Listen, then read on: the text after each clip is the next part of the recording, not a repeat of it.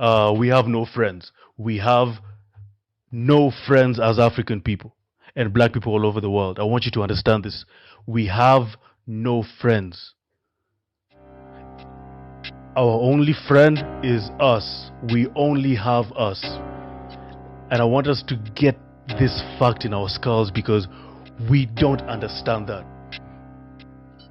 We always are looking for non-African allies to come and help us, but they end up either shortchanging us or underperforming us. And so let me tell you something, we have no friends.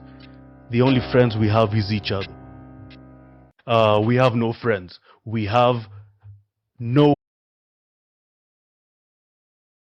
Look, I said, I'm leaving in 6 hours. If the prosecutor's not fired, you're not getting the money. A lot of time, as did Mike, because this was his territory. Oh, it was Mike's territory? While he's on stage, Joe Biden, bragging about getting a prosecutor fired for investigating his son's company. Who is Mike? Well, he's talking about the guy sitting next to him on stage, Michael Carpenter, who used to work for the Department of Defense on Russia and Ukraine. That's the same Michael Carpenter who was the managing director of the Penn Biden Center think tank. This is bananas. The same one where the classified documents on Ukraine were found. Isn't that just so weird? How does that always happen? Let that sink in for a minute. The same guy who worked for Obama's DOD on Ukraine ran Biden's think tank. Again, a big coinky dink, I'm sure, but stay with me here. We're still following the money. Here's another coincidence. Don't you think, again, it's weird that the DOJ in their recent statements said that they were at the Biden residence for the classified document search? Look, I said, I'm leaving in 6 hours. I was just thanking, anyway, I started off without you. And I sold a lot of state secrets and a lot of very important things that we shared. Now, all kidding aside, look, we're teaming up to design and develop new technology that are going to transform the lives of our people around the world. And together, we're lifting the private and public partners to make this possible, including launching a new program between India and America, American astronauts, Indian astronauts, entrepreneurs, scientists, students. Wait. The bribery allegation, Congresswoman Nancy Mace says there's damning evidence in the FBI file that you sold out of the country. Do you have a response to the congressional Republicans? Where's the money? I'm joking. Mr. President, It's a bunch of malarkey. Wait. Well, I'm not sure you should assume I'm not corrupt, but thank you for that, though. Well, I'm not sure you should assume I'm not corrupt. What did she say? About the impact on something like public health. When we invest in clean energy and electric vehicles and reduce population, more of our children can breathe clean air and drink clean water. Wasn't supposed to say that out loud. Reduce population? That's why the push for abortion. That's why the push for trans ideology. I get it now. Come on. What did she say? About the impact.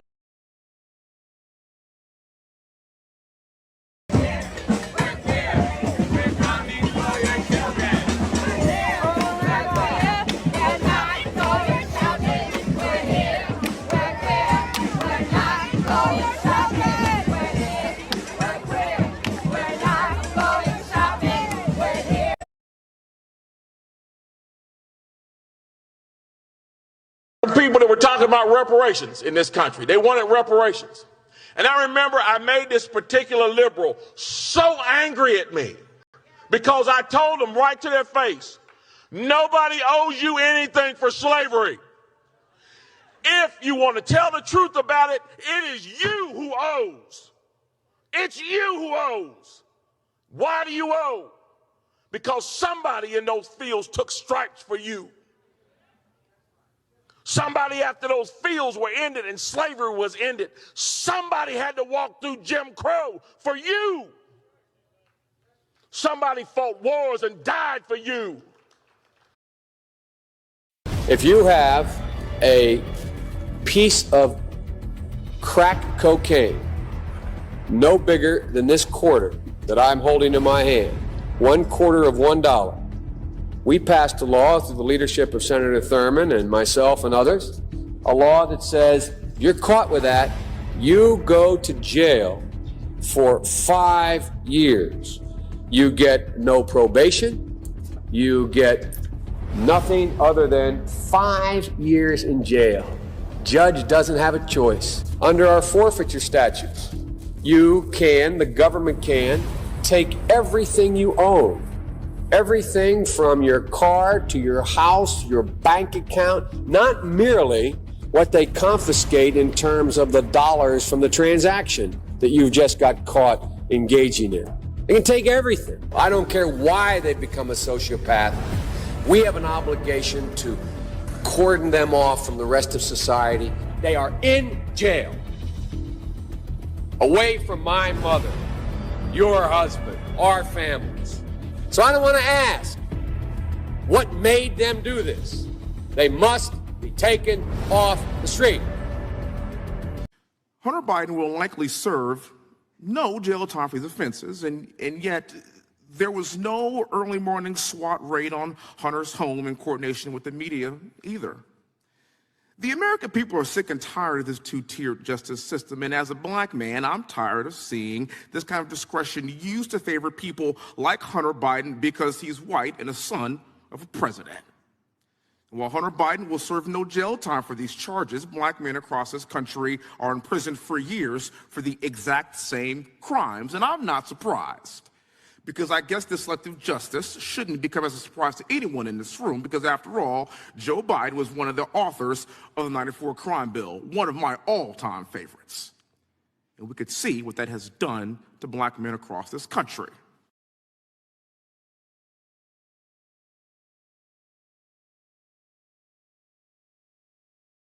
Stop scrolling, just listen closely. I didn't say nothing he did. Both inventing new vaccines and making sure they get out to all the children who need them. We could cut the number of children who die every year from about 9 million to half of that if we have success on it. And the benefits there in terms of reducing sickness, reducing the population growth, it really allows a society a chance to take care of itself once you've made that intervention. For the ones that didn't catch it, let me slow it down for y'all. The benefits there in terms of reducing sickness, reducing the population growth, it really allows a society a chance to take care of itself once you've made that intervention. I said it before and I'll say it again. I don't trust anything that this man is attached to. I don't trust any man that's growing a 12-piece spicy, extra crispy with a side of red beans and rice and a biscuit. I don't trust the mosquitoes he been releasing. I don't trust the vaccines or the boosters he been pushing out. I don't trust the fruits and vegetables he's saying that is going to last a lot longer. I don't trust the water company he invested in, and I damn sure don't trust the clouds that he's trying to create to block the sun because of global warming. Come on now. The benefits there in terms of reducing sickness, reducing the population growth, it really allows a society a chance to take care of itself once you've made that intervention. Stop scrolling, just listen. I'm cited as some, mastermind, some evil plot in many, many cases. So what could cause an excess in a single year of 10 million deaths? Now, clearly a big war could, and a pandemic, natural or created by bioterror, Who's the bad guy here? Normalcy only returns when we've largely vaccinated the entire global population. But you don't have a choice. People act like you have a choice. Well, this won't be the last pandemic that we face. We'll have to prepare for the next one. That will get attention this time. I'm cited as some, mastermind.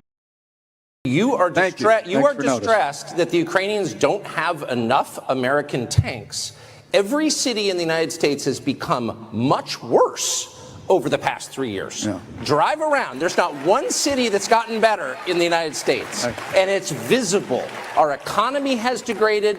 The suicide rate has jumped. Public filth and disorder and crime have exponentially increased. And yet, your concern is that the Ukrainians, a country most people can't find on a map, who've received tens of billions of U.S. tax dollars, don't have enough tanks. I think it's a fair question to ask, where's the concern for the United States in that? Well, it's not my concern. Tucker, I've heard that routine from you before, but that's not my concern.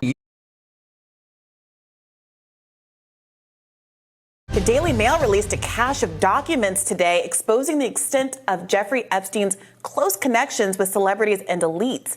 The Daily Mail got a hold of never-before-seen emails detailing the disgraced financier's private calendars and communication that included past presidents, prime ministers, and billionaires like Bill Gates, Peter Thiel, Facebook's early investor Sean Parker, and other prominent names. The Daily Mail obtained the files and broke down who and how the people were involved. I'm looking at this article. This is Irina Shayk, Chris Rock, Richard Branson, Peter Thiel, as mentioned, Jeff Koons, Mariah Carey's ex, Jamie Dimon, the chief executive of JP Morgan. So a lot more with the Prince Andrew situation here.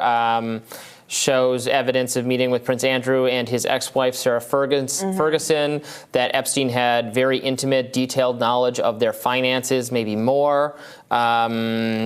In a scheduling entry for March 3rd, 2010, Epstein's assistant wrote, still need to try and schedule the Duchess for Tuesday or Wednesday.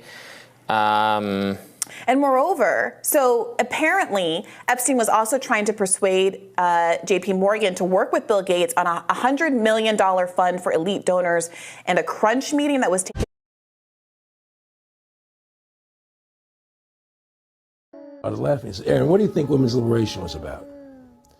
And I said, I had pretty conventional thinking about it at that point. I said, I think it's about women having the right to work, getting equal pay with men, just like they won the right to vote, you know? And he started to laugh and said, you're an idiot. And I said, why am I an idiot? He said, let me tell you what that was about. We, the Rockefellers, funded that. We funded Women's Lib, you know? And we're the ones who got all over the newspapers and television, the Rockefeller Foundation. He says, and you want to know why? He says, there were two primary reasons. And they were, one reason was we couldn't tax half the population before Women's Lib. And the second reason was, now we get the kids in school at an early age. We can indoctrinate the kids how to think. It breaks up their family. The kids start looking at the state as the family, as the school, as the officials, as their family, not as the parents teaching them. I was laughing. He said, Aaron, what do you think women's liberation was about? And I said, I had pretty conventional thinking about it at that point. I said, I think it's about women having the right to work, getting equal pay with men, just like they won the right to vote, you know? And he started to laugh and said, you're an I was laughing. He said, Aaron, what do you think women's liberation? Chase, would you rather smash the hottest trans woman in the world or the oldest woman in the world? Honestly, bro, the oldest woman in the world, because then I wouldn't be gay. Are you like, Chase, how dare you be transphobic? Yes, actually, what the fuck do you mean? Because if I had sex with a trans woman, I'd be having sex with a biological man, and I don't want to do that. Because I'd be gay if I had sex with a biological man. That's not gay. That's And gay. I don't even shut the fuck up, actually. I'm She's right. I mean, that's really But hateful, she's bro. not. She's not. It would technically be homosexual. A trans woman is a biological man. Sue me. It's true.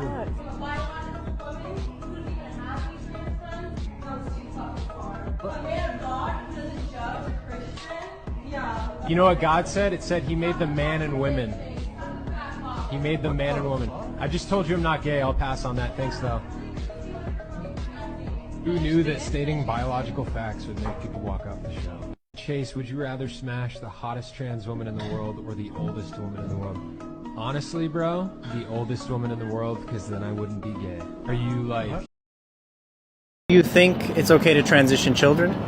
Yeah. To Christianity? No. Ladies and gentlemen, we got him. If he thinks slavery was immoral. No, I don't. Because when a slave came from Africa, he couldn't speak the language. He was totally untrained to do any job at all that would fit in with the civilization. Someone had to take care of him. Someone had to take care of him 24 hours a day. And it's pretty hard to do that unless you owned a person. So I think slavery just had to be in those early days. Mr. Hasty, what was life like in those early days? As far as the colored people were concerned, start showing your students some respect. We are not interested in knowing what you think about sex or gender. We will make up our own minds about that by using critical thinking. We don't need to know what you think, and definitely do not need you ramming your opinions down our throats. So please keep these things to yourselves. We don't want to know. We do not go to school to learn about sex. We, the people, we must get these tyrants out of our government. These tyrants find it impossible to leave us all alone to get on with our own lives. It's one disaster after another with these disgusting tyrants, and we don't want them. Any church, any bishop or archbishop, priest, vicar, whether in Canterbury, Coventry or anywhere else in the UK who remains in support of this evil transgender propaganda, you have also been deceived and have fallen for Satan's deception. And to those I say this: live in accordance with the word of God, or leave the church now. Arresting Christians.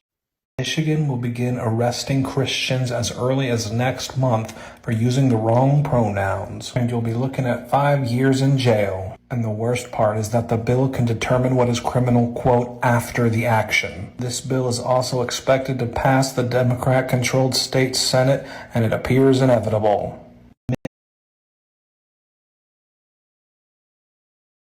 Well, I can tell you it was a complete shock to many of the people who support this bill, and those who were there this morning, they could not contain their outrage. Cowards. The California Assembly Committee on Public Safety just blocked a bill that could have made sex trafficking of minors a serious felony, a crime eligible for penalties under California's 3 strikes law. Today, they blocked our children from being saved. Odessa Perkins is a human trafficking survivor. She was forced into that horrific world at a very young age. Odessa doesn't sugarcoat what happens to children who are trafficked. This child, their innocence, can be stolen 100 times a day. Then the next day, they have to wake up, and it can be stolen another 100 times that day. And for those kids who do get out 2, 3, 4 years from now, how many bodies have been on top of their innocent, young, small body?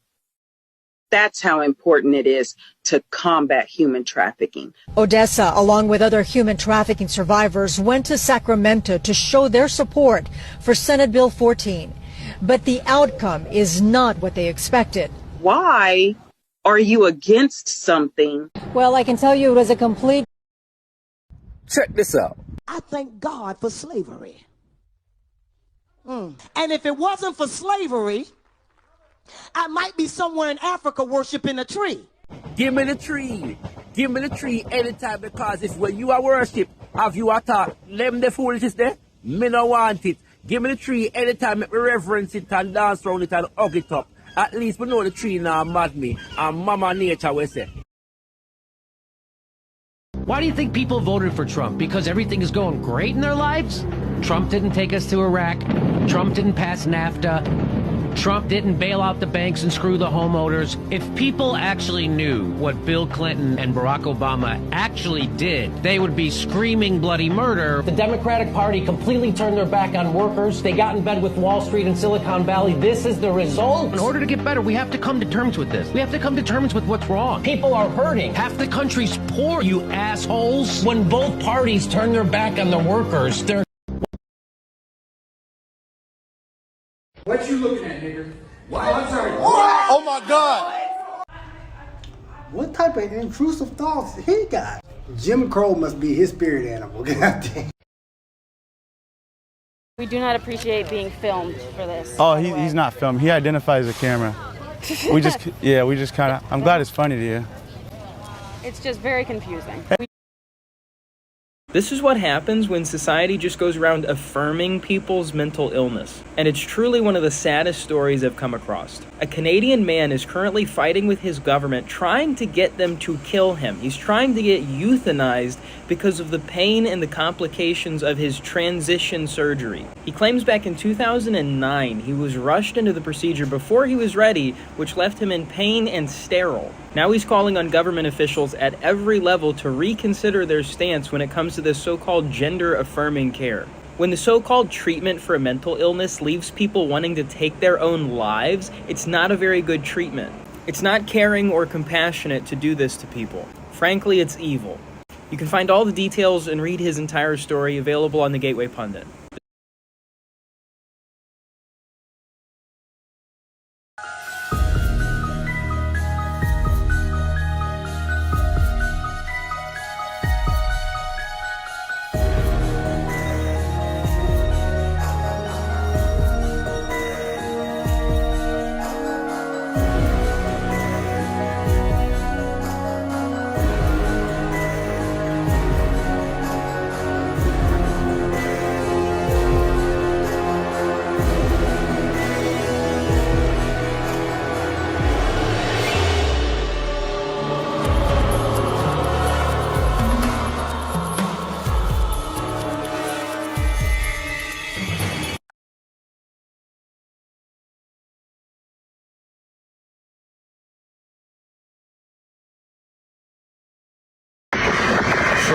So you need to tell me that this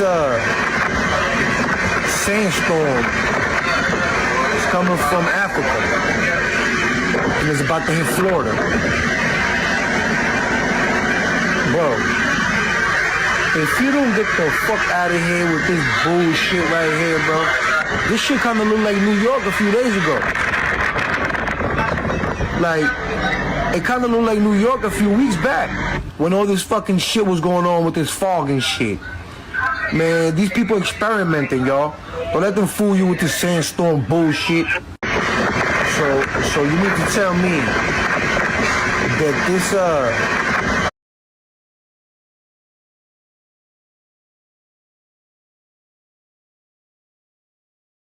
Maui, the media is lying and or covering up the extent of the damage and the death count. I personally know people that are telling me that death and destruction is way worse than we're being told. I am witnessing the cover-up by the media firsthand. The media is lying. I live on Maui. The media is lying. Great Reset, how the push for global government and a digital currency is growing, and why 2030 is such a pivotal year for this sinister agenda. That's coming up.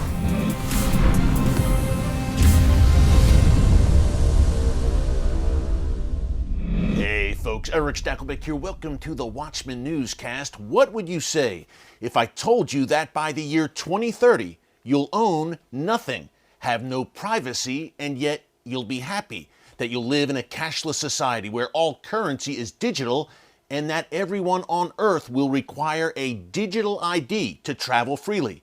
And that much like communist China, you'll be given a social credit score that determines how loyal you are to this new global system and those who control it.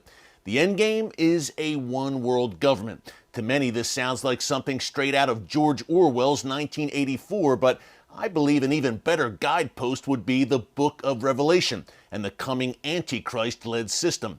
Now, some very powerful global players, led by the World Economic Forum and with the enthusiastic backing of some Western leaders, major corporations, and the UN, are openly promoting this radical transformation of society.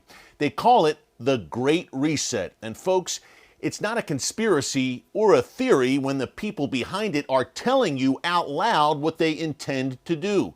I recently hosted a full special for TBN called What is the Great Reset?, which you can find right here on our channel under the category TBN Specials.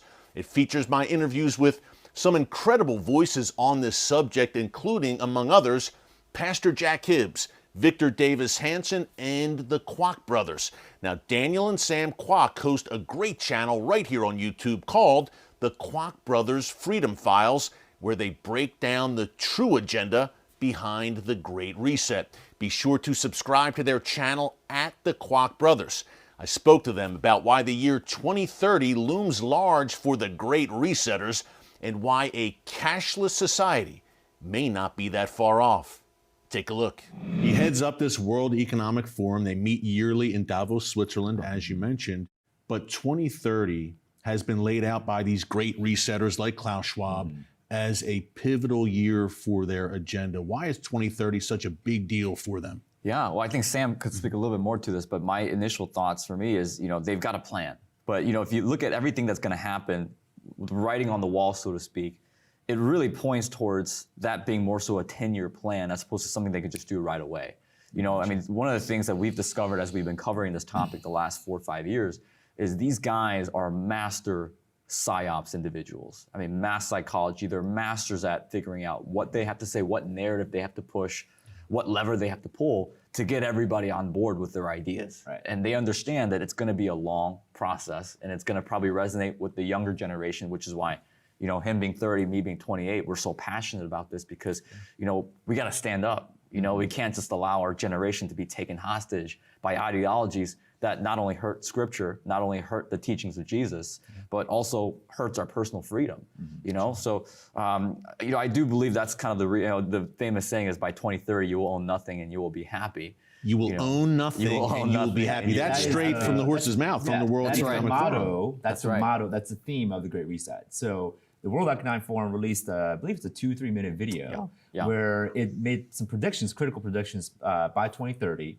One of the main key thing is you will own nothing and you will be happy. And it's interesting. There's a man who's smiling. He seems very peaceful. He's calm. He's got this really bright grin, and with the caption of "You will own nothing and you'll be happy." Well, how does that work in their view? You will own nothing yet you'll be happy. What does that exactly mean? Yeah. Well, they believe in a shared economy, meaning that hey, everyone's going to rent out things, right? So a lot of individuals who I guess criticize people like us who say that's not a good thing. They're saying, well, what if it's a world where it's a lot like Uber, where people don't own their cars, they take an Uber. But my counter argument to that is, well, the Uber driver owns the car, so there's got to be some people who own something. And so if we don't own anything, then well, who will?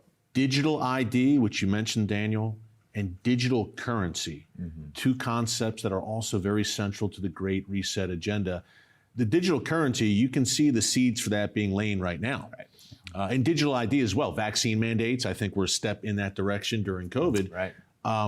How far down the line are we towards a digital currency, number one, and perhaps even digital ID? Yeah, so in regards to CBDC, which stands for Central Bank Digital Currency. So what that is, you may have heard Bitcoin, DeFi, right? Decentralized finance.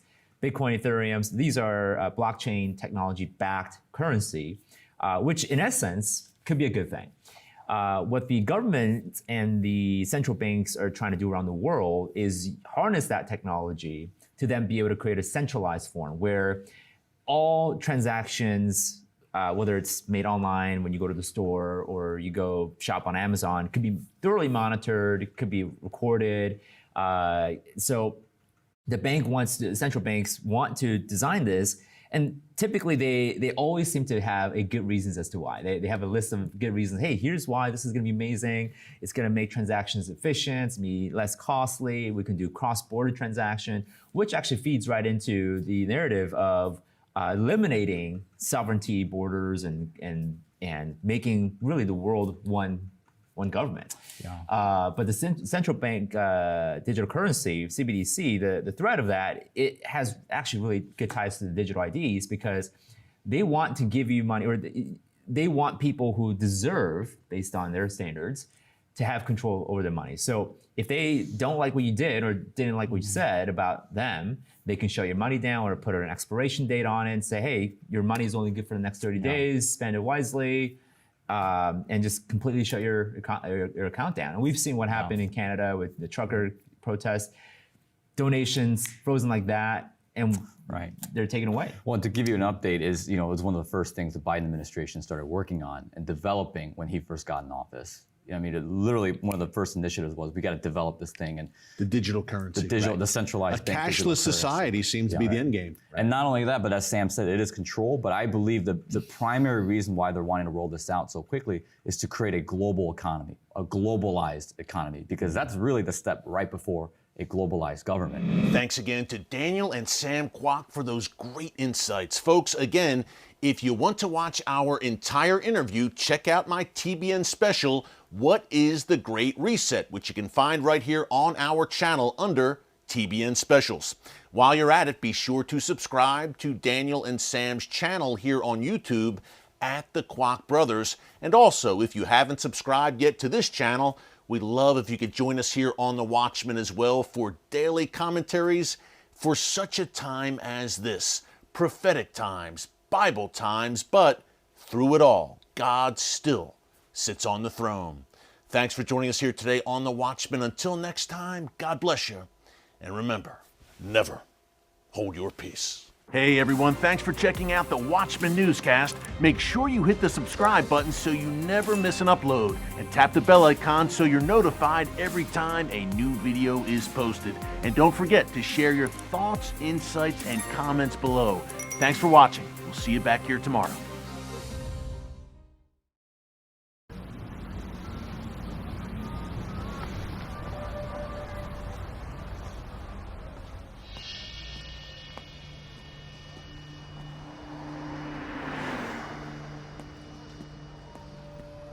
そうなのよ。それでね、それは私の仕事じゃないんじゃないですかって言ってやったの。でさ、その時のあいつの顔ったらほんとバカみたいでさ。なんですか、あなた。